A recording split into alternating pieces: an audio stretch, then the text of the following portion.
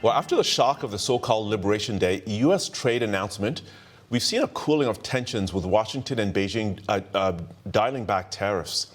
But should investors be preparing for a smooth sailing ahead or a rockier path? Joining us now to discuss is Kevin Hebner, Global Investment Strategist with TD Epic. And Kevin, thanks for joining us on the show.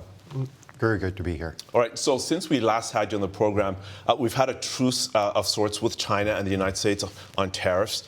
But give us some context why Washington is right now trying to reshape its trade relationship with China. Yeah.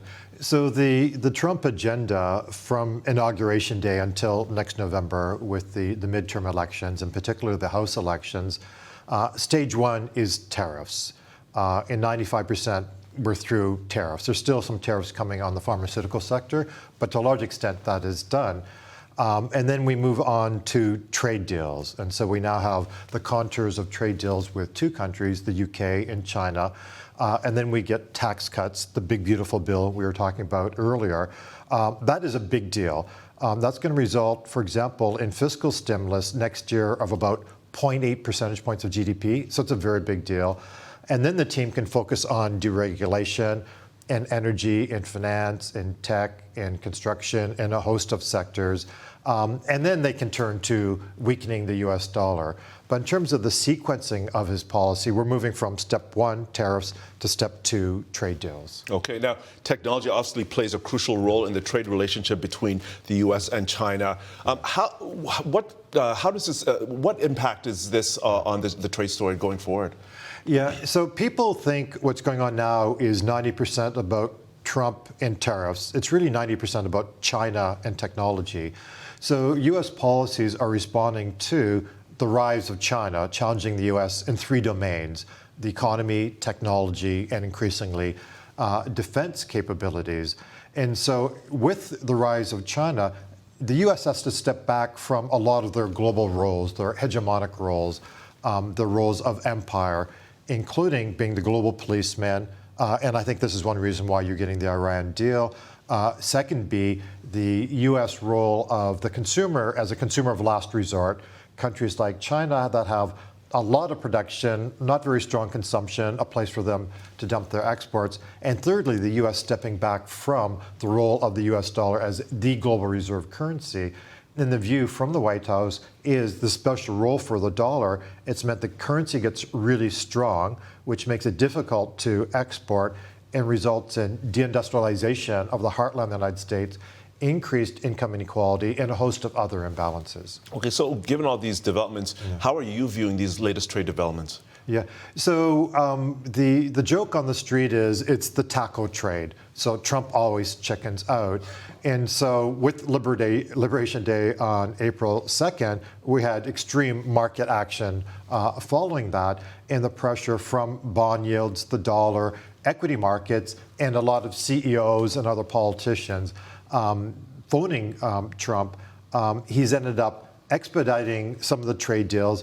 And with the case of China, pretty much lowering tariffs on imports from China, at least for 90 days, dramatically, without China giving anything. So from the perspective of Beijing, it's been very good for them. They've just sat back, they've said nothing, they've compromised on nothing, and they've got tariffs down to roughly 30%.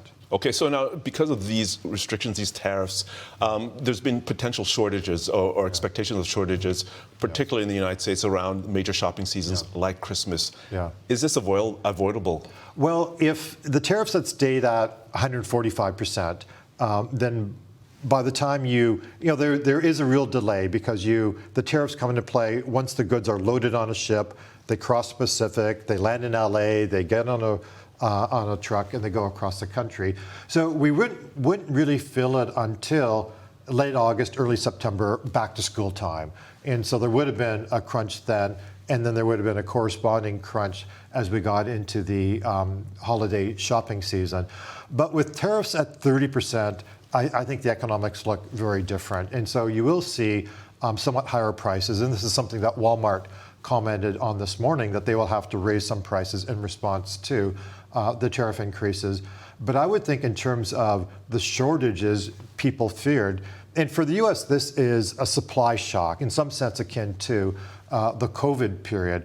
And so at 10%, I don't think there's a shock. 10% is the cost of doing business in terms of tariffs, and that's likely what most countries will face. China is different, and as I was saying before, 90% of this is China dealing with the imbalances between the US and Chinese economies. So 30% strikes me as, in many sectors, a tariff rate that companies importing can deal with. Okay, now, who could be the winners and losers amid this shifting global picture? Yeah. So the big winner from the period of hyperglobalization and free trade was China. And so China now has this demand shock. About 3% of Chinese GDP comes from exports to the United States. Overall, exports represent about 30% of Chinese GDP, but a big chunk of that goes to the US. So that's a 3% demand shock if we do, in fact, have effectively an embargo on exports from China and the United States. So I think China was the biggest winner, and they're likely the biggest loser. There's other countries that have big current account surpluses. So that means they have weak domestic demand, excess capacity, and they're forced to export, sort of dump their excess production into places like the United States. So Japan, Korea, Taiwan, Germany, places like this are the ones to lose. There are also some US manufacturing companies, well, multinational companies that have set up really quite complex supply chains across the globe. And those supply chains have to be refigured, either friend-shored or home-shored. That will increase their cost, and some of them will take a bit of a hit as well. And maybe Walmart is an example of that. Okay, so let's talk about the markets, because we've seen an impact of on the markets from these tariffs. We've seen a bounce back from the drop in April. Where do you see markets going from here? So going forward, you can come up with two scenarios.